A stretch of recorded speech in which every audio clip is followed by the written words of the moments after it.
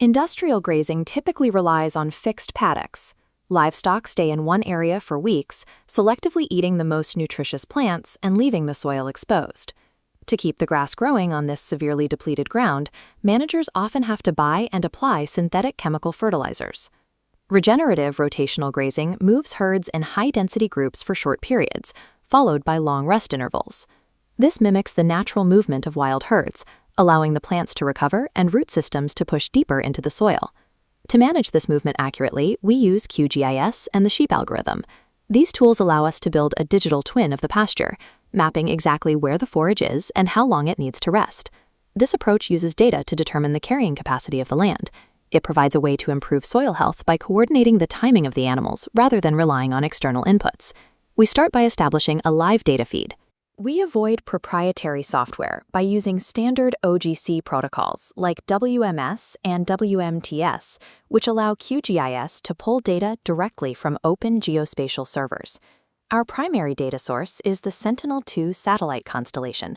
This image shows the launch of a Sentinel-2B rocket. These satellites provide the high-resolution multispectral imagery we need to estimate the biomass available in the pasture. To load this imaging, open the QGIS Data Source Manager's WMS tab and paste the Sentinel-2 URL. Ensure cache responses is checked to store tiles locally, preventing map lag as you move the herd. This creates a direct pipeline of planetary data. It gives any manager the same information used by large-scale researchers, delivered for free to the desktop. We verify the satellite data using the QField mobile app. Field teams record specific pasture heights and soil conditions, then synchronize those observations directly back to the QGIS project. We merge these field points with the satellite's NDVI index using Grazing spatial interpolation, creating a continuous forage heat map. The Reclassify by Table tool then groups this into 3 distinct zones: undegraded, degraded, and extremely degraded. This map identifies the hungry zones. These are the specific areas, like the dry scrubland shown here, that require the most intensive animal impact to break up the hard soil surface and jumpstart the ecological recovery process. To turn this map into a grazing plan, we go to the QGIS processing toolbox and run the sheep algorithm script. The script requires 2 main inputs: the number of animal units in the herd and the required amount of dry matter intake per hectare. The algorithm calculates the available forage in each zone and precisely partitions the pasture into optimized grazing cells. It adjusts the size of these cells so that each one contains exactly enough biomass to meet the herd's nutritional requirements for a specific window of time. This provides a calculated limit for each paddock. It aligns the metabolic needs of the livestock with the actual growth rate of the grass.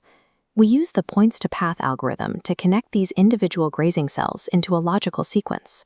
This creates a grazing circuit, calculating the necessary recovery rest periods for each cell so grass can fully regrow.